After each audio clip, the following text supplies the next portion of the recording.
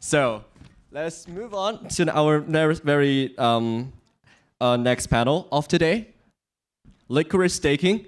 And this panel will be brought up by Ray, Senior Director again for IOSG Ventures, Lucas, co-founder of Renzo, Mike, founder and CEO of Etherfi, Daniel, founder of Swell, Amitej, founder, contributor of KelpDao, Amir, founder of Puffer. Let's welcome.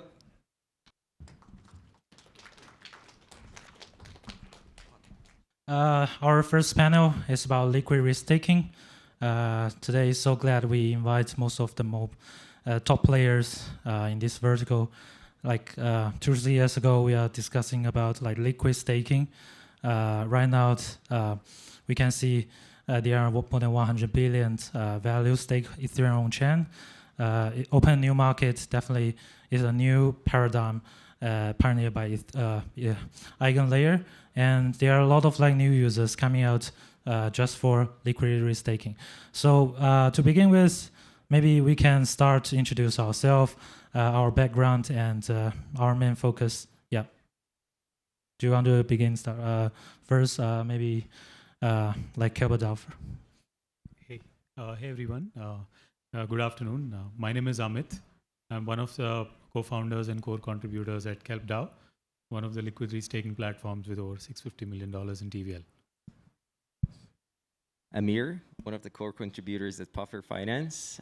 We are also building a native liquid restaking protocol.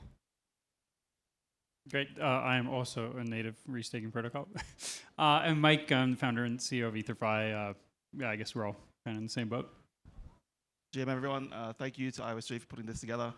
My name's Daniel. I'm the founder of Swell, liquid restaking protocol. Thanks. Lucas, really appreciate everybody coming out. It's amazing to launch a project and actually have so many people interested in what we're doing. So core contributor, founding contributor to Renzo. Okay, because we have many guests here, maybe we can from left-hand side and then right-hand side to left-hand side. Yeah, so my first questions from Lucas. Could you guys introduce a little bit more for the restaker, for the users, for ETH holders? The question marks they have is why we need liquid restaking protocol. What's our role in the EigenLayer ecosystem?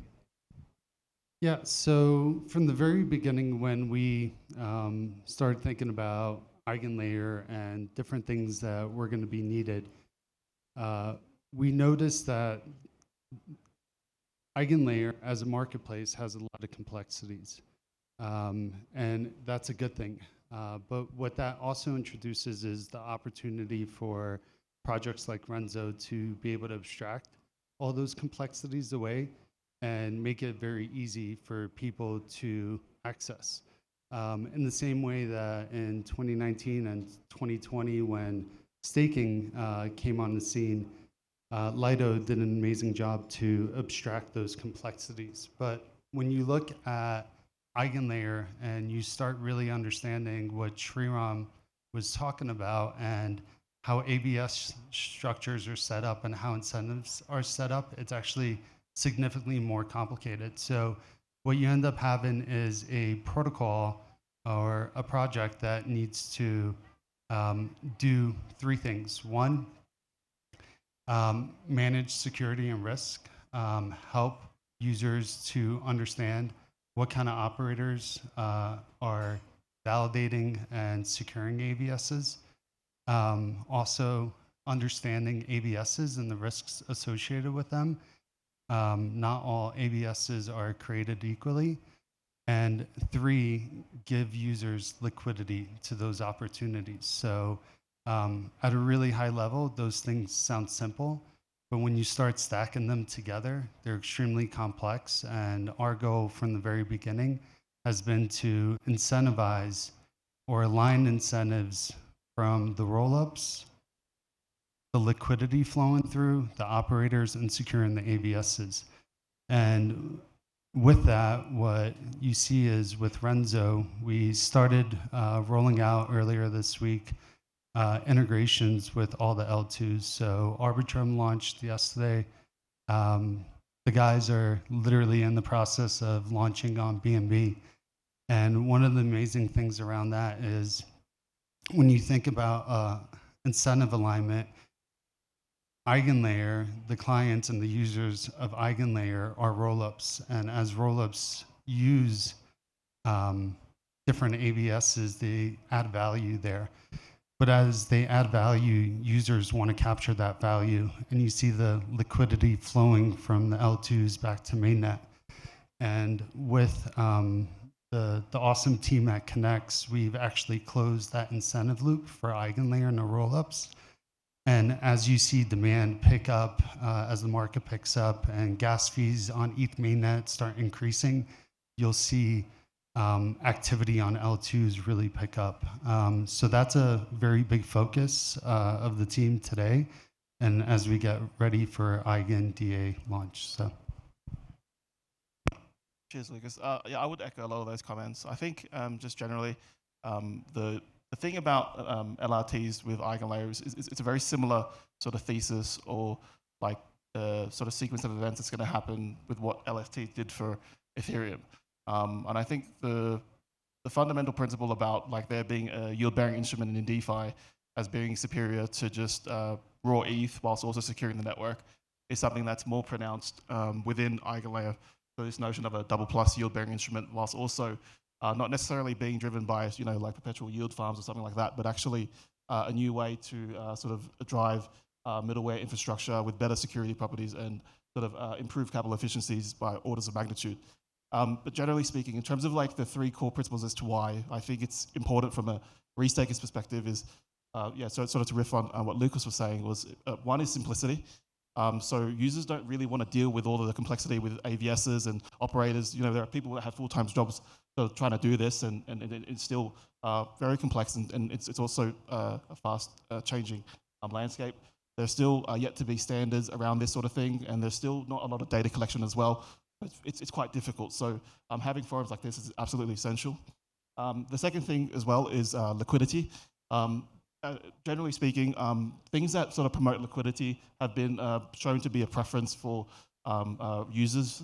There's definitely a class of people within sort of crypto writ large that are happy to have like an illiquid staking position, but by and large, particularly with retail, and those are sort of early adopters, they're sort of used to having this sort of like liquid sort of stake token position, and that also has like catalytic effects on the DeFi side as well. But the way I see sort of LRTs is this sort of nexus between, on one hand, DeFi, on the other hand, sort of this middleware stuff, or this sort of infrafi, if you will. So I think that's really powerful as well, so that liquidity. And the last thing for LRTs, and I think this is the number one job actually for the LRTs, is risk management. So being able to sort of express in a professional, risk-adjusted way, with whatever sort of governance you have, the ability to provide a mechanism for stakers to get exposure to the things they want to get exposure to. Now at Swell, our sort of perspective on all this is really about trying to provide a very easy way for people to get liquidity in a manner in which they're able to ascertain and understand the risk. And our perspective is that we're not trying to be this massive yield farm and try to ape into the newest and unproven AVS. It's actually the contrary. What we're really trying to do is we're trying to provide the best sort of risk-adjusted yield in the same way that we did with Ethereum blockchain to do it with the EigenLayer sort of layer and everything that sort of evolves over time. But yeah. Great. Yeah, so there's a ton of alignment clearly between at least you know, three of us, and I'm sure the other folks. Okay, so with Etherfi, there's a couple of things that we strongly believe. The first is that most staking yields are actually going to come from restaking. In a world where most ETH ends up being staked, which I think is, there's a lot of reasons that that's going to happen, but in a world where most ETH is staked, asymptotically yields tend to come down to around 1.5 to 1.8%. Especially if with DA layers and other ways of optimizing block space, the cost of block space is going to come down because there's just going to be a lot more of it. So yields are going to come down to 1.5%. On the other hand, restaking yields can play much further out on the risk curve. And so restaking yields are naturally going to represent most of the staking yields. And so we believe that most ETH is staked, and restaking is just going to be baked into every LST. It's not going to be like LSTs and LRTs. There's only going to be LSTs, and restaking is going to be baked into all of them. So that's the first thing that we believe. The second thing that we believe is that risk management is, like a lot of folks, that risk management really is paramount. That's pretty much the only thing that actually matters. In the world where you can have, where theoretically it's possible to have a mass slashing event, you really pretty much need to put all of your energy into tail risk protection so that you don't have a massive drawdown. Because if that occurs, then trust is gone and the entire system kind of blows up. So all of our energy is going into ensuring that no matter what happens, not optimizing yields, not doing super degen stuff, but all of our energy is going into ensuring that we are going to be protected if if such a slashing event occurs. And so there's lots of stuff that we're doing around that. I'm happy to talk about it, but that's kind of our priority. The last thing I'll say, and again, I think you'll probably hear this from everybody, is a user can't have a trade-off of holding ETH versus holding, like ETH or any other LRT. So ubiquity is absolutely essential. So it really needs to be that for Etherfi, especially for us, we want to make sure that we are in every DeFi protocol, we are on every layer 2, we're in every centralized exchange. There really can't be a trade-off that a user is facing when they say, okay, well, I want to hold ETH and I can do stuff with it versus ETH. Like our goal is to make those to as much parity as possible so that the user is getting maximum benefit for minimum cost. And I'll leave it at that. Awesome. Yeah, I'm pretty sure you're very aligned. They have covered on a lot of value adds of basically having an LRT compared to just like directly restaking. Liquidity, easiness, but most importantly, LRT protocols are a coordination layer for actually increased security. Why we say that is because it's more of a shared risk now. A DAO actually decides which AVSs to pick, which risk profiles to pick to actually provide this extra APR and extra yield for the users that are willing to go from just liquid staking to liquid restaking to expose their assets to more risk essentially. And that's the main value out of LRTs. I'm going to keep this one shorter because I know we have a lot of interesting questions coming up. So thank you. Thanks. I think I couldn't agree more with the thoughts of some of the panelists around LRTs simplifying the choice and user experience. I want to highlight one thing which has been like a paradigm shift over the last few months with the launch of EigenLayer. So a lot of capital has been moving from the typical DeFi space into restaking ecosystem. What this kind of creates is like higher economic rents for both DeFi protocols as well as potential future AVSs or services or applications that are being built on platforms like EigenLayer. So given this paradigm shift, I believe LRTs has been a good middle layer that will kind of help keep these economic costs for both the DeFi applications as well as the restaking ecosystem players in balance. Otherwise, both of these ecosystems will kind of pay through the roof to attract the similar amount of capital, and then it'll end up probably creating a suboptimal situation. So I believe LRTs have played or probably have a big role to play in the future in kind of putting or keeping a balance across these economic costs for players like AVSs as well as for DeFi protocols. And the second and third points are obviously they create value for the users by adding better UI and removing the complexity in managing rewards, assessing risks, etc. So I have, Yeah, thank you. I think most of you already discussed a little bit about risk management. It's pretty important. Right now for the first stage of the liquidity staking, what we saw is most of the users are more like DeFi degens. They are mainly for airdrop incentive. But in the long term, we also from the institute perspective, we really care about the risk.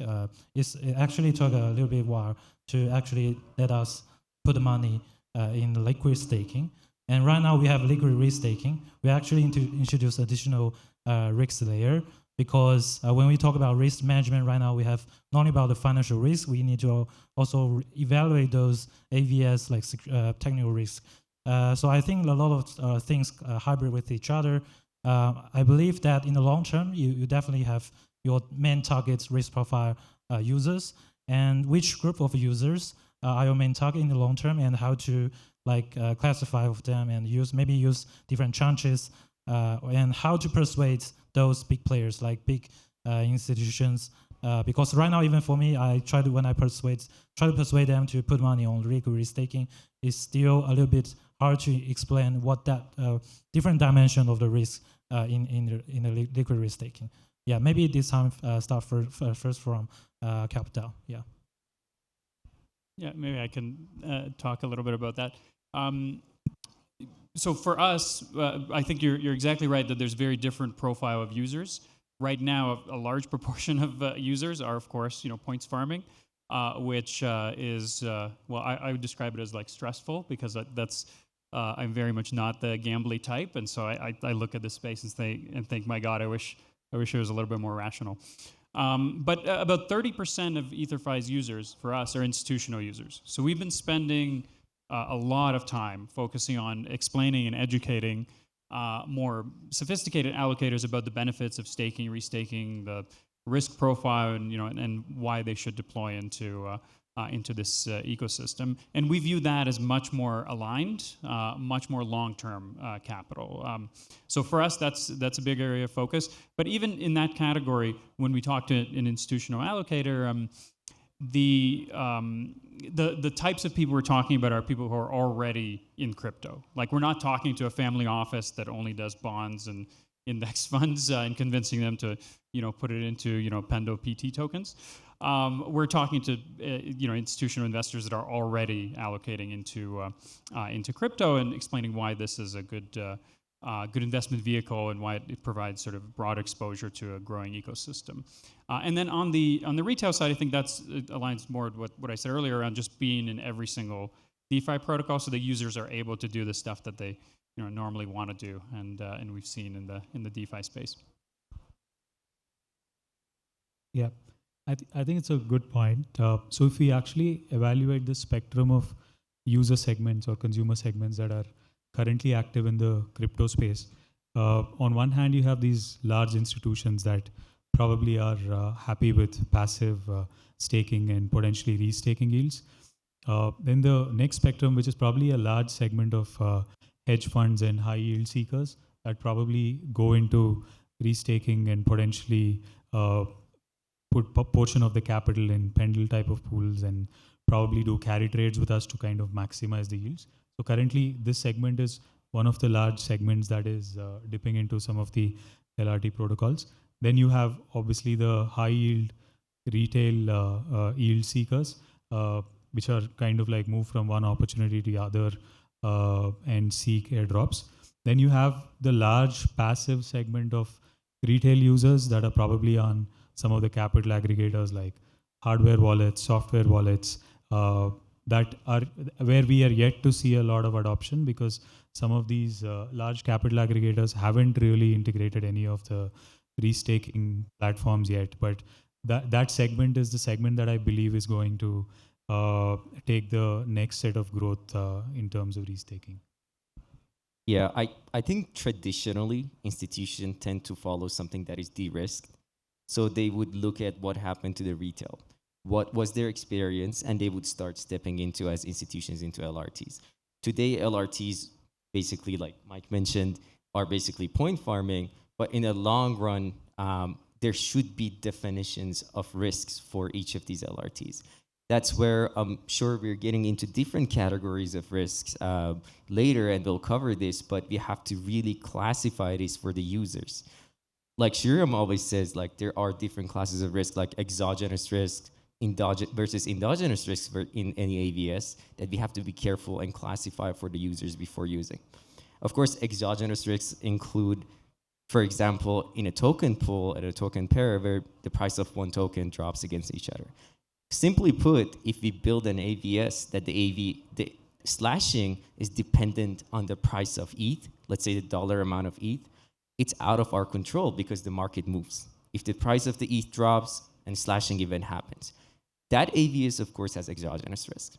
There are AVSs with endogenous risk. We can control them. We can have an overview of them. This can be the infrastructures that we are running today. We know exactly what is the risk of running a sequencer. Let's say if the sequencer operator tries to censor the user, we just slash them. These can be very well controlled. These can be very well risk adjusted. The risk can be presented to the user in a very quantitative manner. That's where it is LRT's like responsibility to actually classify these different classes of risks and deliver to their users for the different tastes. And I think over time, it will be researched more once we see as this whole landscape evolves to see maybe some LRTs would focus on more degen exogenous risk for much higher value return, but some other LRTs might introduce these use cases of endogenous effects where they can be mitigated much more, like anti-slashers that Puffer is working on or other methods that endogenous risk can be controlled.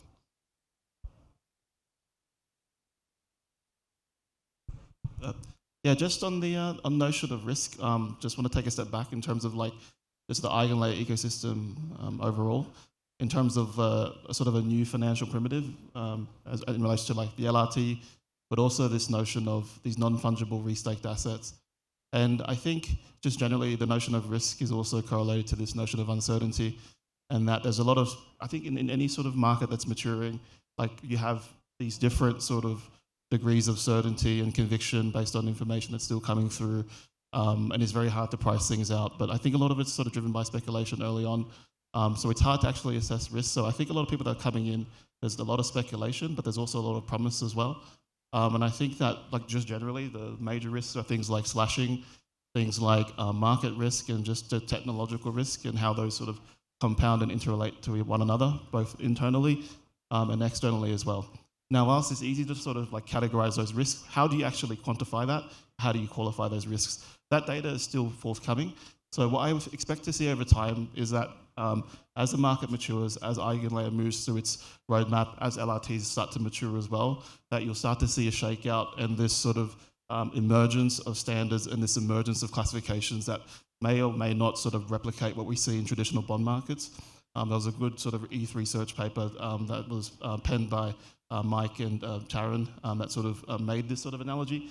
So I think in some ways, whilst it's not a perfect analogy, because this is different to bonds, it is in some ways helpful to understand like the nascency of our ecosystem and the notion that risk is high because uncertainty is high, but there's also sort of promise and excitement. And once it's good to see like proper innovation coming out of crypto, because it felt like for a while there everything was just forks and whatnot. So I'm very excited and very happy to be in the space. Yeah, I think the amazing thing when you hear the different teams talking about their perspective, I'm going to start on the first question around adoption, whether it's institutional, retail. The way from the very beginning we've looked at restaking is it's a DeFi play first. And the reason we think about DeFi distribution as far as integrations on mainnet L2s is every single cycle that we've seen so far, your protocol has to be battle tested, right? You have to get those DeFi integrations done so that there's additional use cases for your protocol. And then over time, time does equal trust. So you're going to see that adoption come in. Everybody talks about institutional adoption, but there's different ways to actually define institutional adoption. Are we talking about JP Morgan Chase? Or are we talking about family offices? Are we talking about liquid open-ended funds, right? There's different definitions of it. But when you think about it and you go back to the core principle of why I think most of us are here, you have to innovate. You have to ship your own product. We take a lot of pride in looking at the ecosystem, working with the Eigenlayer engineering team, and building something that is our own, using best practices from DeFi that have been around. Things like making sure that when you write your own code and you ship it, that you have the proper audits that are done, have immunified bug bounties, having people look at your code, re-auditing every single upgrade that gets pushed to production. The other way we also think about risk and security is on the operator set. If you go back and look how liquid restaking kind of grew, and Lido, I think, sets the mark. They started off with a smaller but a really high-grade institutional grade node operators. Renzo is doing something similar. So currently, P2P, Figment, and Luga nodes are securing Renzo stakers. That gives us less variability, really high institutional grade operators to work with that have been in the space and that have the experience. The other piece I wanted to add on the risk side is risk management around securing AVSs. I encourage everybody to go to Renzo, check out our mirror. We take pride in working with our researchers that are associated with Renzo to publish different thought pieces. And back in December, we published a piece called Portfolio 101 that gives you a lot of insight. It's a 3-minute read, but it'll give you insight on how risks can be managed and how those rewards from AVSs can be captured for the user by creating a portfolio of weighted strategies. What we mean by weighted strategies is some AVSs are going to be riskier than others. You could actually apply different weights and be able to capture the value in a really nice risk-adjusted way. So, okay. And another questions we'll have. We talk about like from the restaker side, and for the AVS side, for those demand side for EigenLayer. I think definitely I've already talked a lot of new AVS entrepreneurs, founders. Also would love to like know your insights, because right now people still I also talk with some of our portfolio. Some people still like a little bit conservative, and they are not sure how like dual token works and what would be the negative or downside risk for their tokens utilities, because if directly inherent the economic security for Ethereum, which means that the token utility of their native tokens, for example, for those middleware layers, they have already issued tokens. So how to capture the value? How to find the use case? How to find the practical utilities and capture the value from the network? Also, we'd love to note your insights on this area. Yeah. Can I go? Okay, I'll go with this one. This is a really good topic. It's going to be a hot take I'm going to bring in. Any AVSs that think otherwise, I'm willing to discuss. I think one of the reasons we had EigenLayer was because we wanted to have democratized trust and bootstrap innovation. Instead of a new innovation having go to VCs to raise funds, to be starting being backed by like some token launch, some sort of fundraising, we have this new opportunity of receiving this sort of public goods funding, right? Because now the whole people can decide where their trust goes through a project, and they can be bootstrapped very quickly. I know adding a token now can also play a good role within the project in terms of their governance, in terms of handling and decision making. But one of my big questions to AVSs is, now that we have this, why would we want to commingle ETH with our native token? Because our native token is going to be very fluctuating.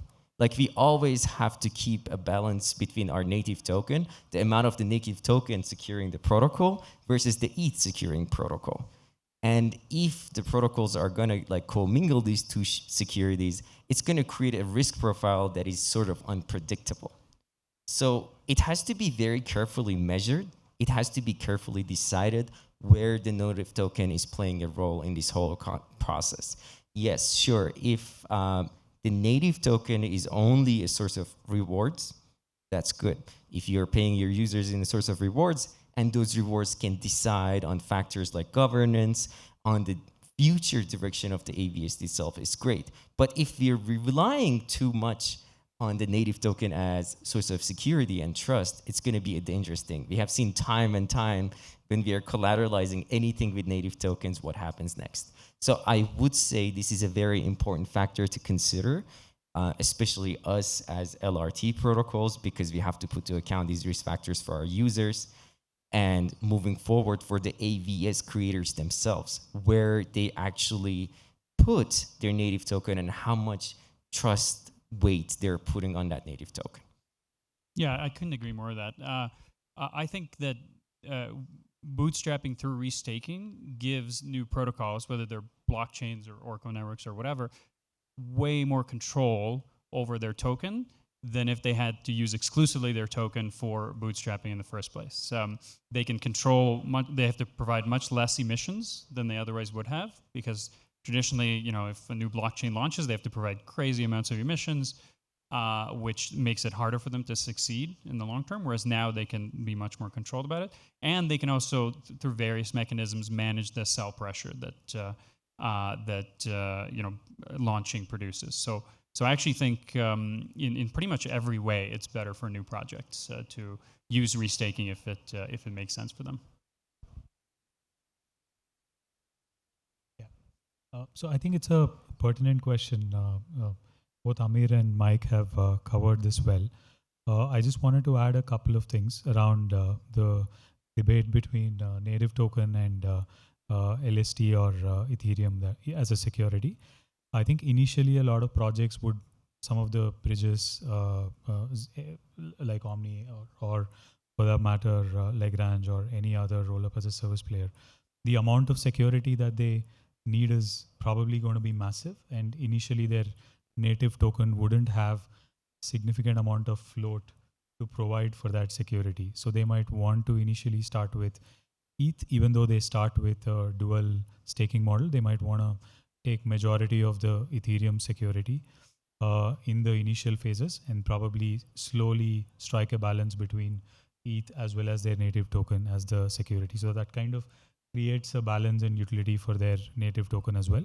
And in the long run, obviously, as their economic security requirements kind of go dynamic, and some of them might want to amplify their security at times with additional Ethereum while having a base level of security from their native token and Ethereum. So these could be some of the use cases that might emerge in the future that also play a role in creating a balance between their native token as well as security.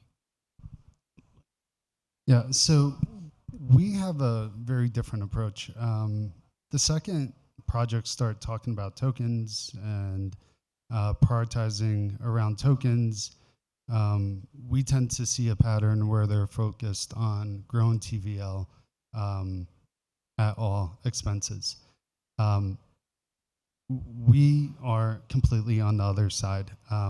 We think that building a protocol from the ground up, which Renzo is a brand new team, doesn't have existing infrastructure that's going to limit it from being efficient and being able to capture the complexities of restaking is going to be a significant advantage. And as long as you focus on innovation and efficiency, when we talk about efficiency, what we're talking about is all the transactions with restaking currently happen on ETH mainnet. Every single step that you have to take along the process to be able to secure AVSs and help harvest the rewards that are being generated from them, they all take gas. And when you focus on building a protocol that is efficient and is able to stay simple and plug into a very complex ecosystem, we think we're going to be able to capture a lot of value for our restakers and our users. And that's where the priority should be. We internally don't talk about tokens. We don't look at TVL. We know that if we continue to innovate and build alongside other builders in the space, that adoption is going to come along with that. So. Yeah, and just to extend on those points, so I think that like the notion of dual token staking is certainly a positive development when it comes to securing a network. And I think that optionality is also extremely important here as well. It's not like the networks have to pick, between like single, dual, triple, whatever staking. The option is there for them, and they can sort of oscillate over time depending on where they are in their growth and maturity cycle. And like further to that, I think one of the biggest breakthroughs from EigenLayer was this notion that you could bootstrap security with drastically improved security properties at far more capital efficient costs at much lower expenditures, which I think is actually extremely healthy for the ecosystem as well. So that's on the security side, but also on the network and AVS token side of things as well.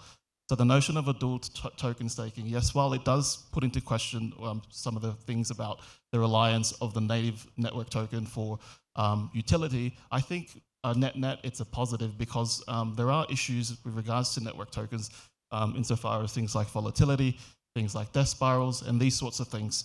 And if it's true that LRTs are going to be this sort of base primitive of DeFi, much in the same way that LSTs have now dominated DeFi as being the biggest category, but also the category that powers other categories. Well, don't you want some sort of instruments there that are like hedged or sort of correlated to ETH and not just correlated to the network token?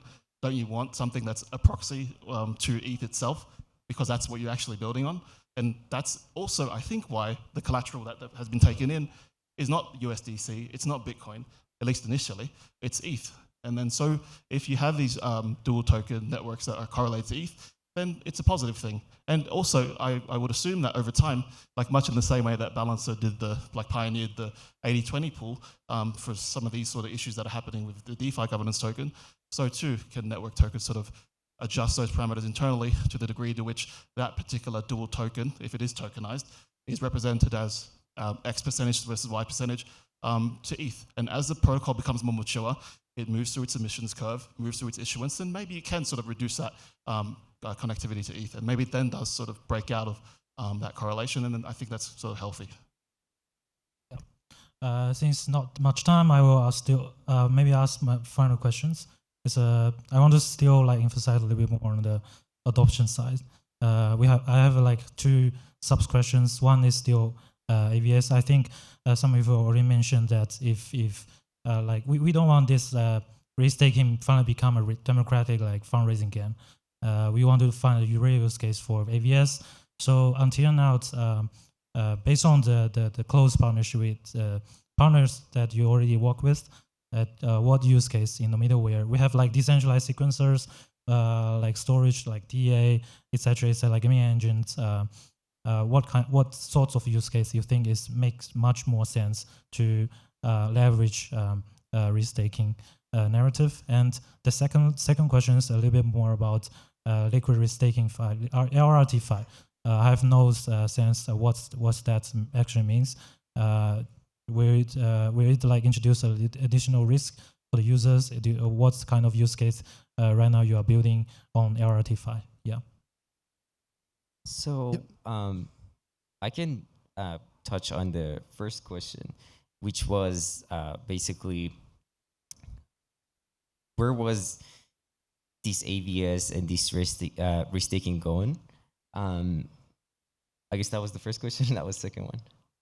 What are the real use cases? Yes, what are the real use cases? We envision a lot of the existing infrastructure on Ethereum that is backed by reputation is going to be replaced back with economic trust. Right now, we know that if you want to build any infrastructure, L2s, bridges, oracles, you have to go through this very tiring fundraising process. You have to actually convince people to back you, to give you resources to build this. In the future, when things are replaced from reputation to economic security, users are going to feel much more comfortable using these L2s, sequencers, bridges. And basically, that's a huge step up. And that's where at Puffer, we're actually thinking about that. Combined with the previous idea that I said we have to be careful about exogenous risk and endogenous risks, we think all of this infrastructure that is on Ethereum today is something that has endogenous risk. For example, like I mentioned, sequencers not being honest, bridges being hacked, or oracles not being honest. If we start backing them by economic security and LRT platforms, we have strictly improved the trust model on them, but also we're delivering much more value to ETH holders themselves because we added more use cases to ETH holders. It's like we're creating this funnel of recapturing rewards by providing economic security as rewards, as a source of trust. If let's say a user today on Puffer puts some economic security to back a sequencer, it means that the fees that that sequencer honestly generates can also benefit them back in form of Puff ETH token. That's where we're moving to actually focus on verticalized infrastructure at Puffer and actually deliver these proof of concepts on top of an LRT platform. Our upcoming use cases are going to be, for example, launching a Puffer L2 as an AVS that is backed by an EigenLayer AVS itself, where the ETH stakers at Puffer are actually providing the source of economic security to this L2 and to this DA layer, to the bridge that L2 is going to be needing to be composable across other L2s as well, to actually provide them with extra rewards. And that's what our roadmap, and I kind of wanted to answer your both question in one go, and I think that's where we are. Yeah, I like could jump in here. Oh, sorry, go ahead. Yeah, thanks, Mike. So going back to what we think at Renzo needs to happen. Mike pointed to this earlier. You're going to see easy ETH absolutely everywhere. The market has significantly changed from even a year or two ago. I saw Seraphim here in the crowd as well. There's new DeFi primitives that are built on yield-bearing assets. And what we're doing at Renzo right now is rolling out easy ETH across every single L2. We had 10 integrations this past week. Arbitrum launched yesterday. BNB is literally launching. The guys, half of my team's not here because they're launching BNB. And you're going to see Renzo launch 2-3 L2 integrations over the next month. The reason for that, I pointed to it earlier, is distribution is key.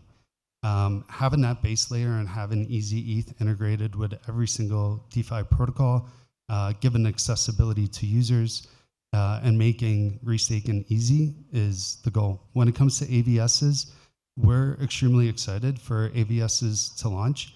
We're agnostic around which AVSs are going to be launching. I think we're going to see a ton of innovation. Incentives need to be aligned. Renzo is not going to choose winners.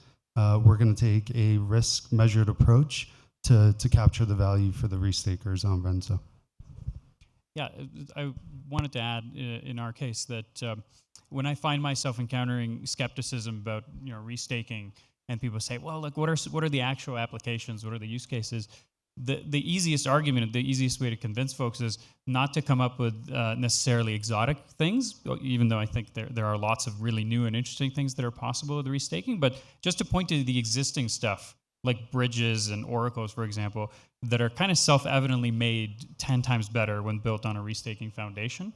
And so I don't even think you have to imagine like what are all the crazy things you can build. Like there's like 5 or 10 different categories, like right there, they're already enjoying huge amount of use case, generating tons of revenue that like are obviously better when built on a restaking foundation. So, I mean, it seems once you get into that, like it's pretty straightforward. This is going to be a huge category and substantially more broadly kind of Ethereum aligned and better for the whole ecosystem.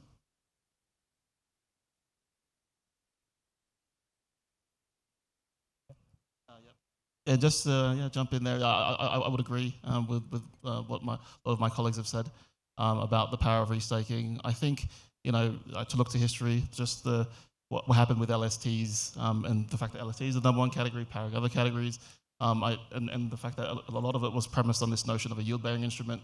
You now have this whole other ecosystem with the EigenLayer that's going to sort of contribute and sort of accelerate that adoption as well.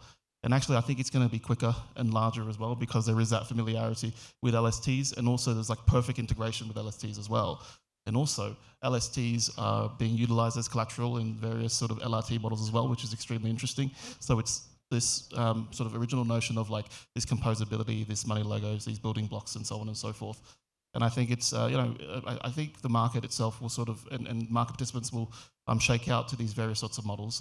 At Swell, our focus is on being able to deliver the best sort of risk-adjusted yield in a very like sort of conservative way as regards accessing and capturing that yield according to some risk framework that, picks out the AVSs, picks out the operators. We're working with folks like Gauntlet and so on to sort of make that reality, and also as part of the overall DAO and the instantiation of Swell DAO to make that a community effort as well, and also working together with the Eigenlayer ecosystem to make that happen. So things like dialogue with the Eigenlabs team, dialogue with AVSs, dialogue with operators, and also with fellow LRT players as well, to understand, look, how are you guys thinking about all this, and how can we make this as best possible outcome for everyone, and also for Ethereum as well. So yeah. Just one last thing. Apart from the infrastructure type of AVSs like bridges or roll-ups that are being built, I'm really looking forward to see some consumer applications using the restaked security. This need not be like the crypto applications like NFT mints, etc., but like some real consumer applications that could potentially be using the restaked economic security as their primary security model. Though I believe that future is probably not too far away. Okay, let's stop here. Thanks for participations. Great discussion. Yeah, thank you. Thanks, everyone.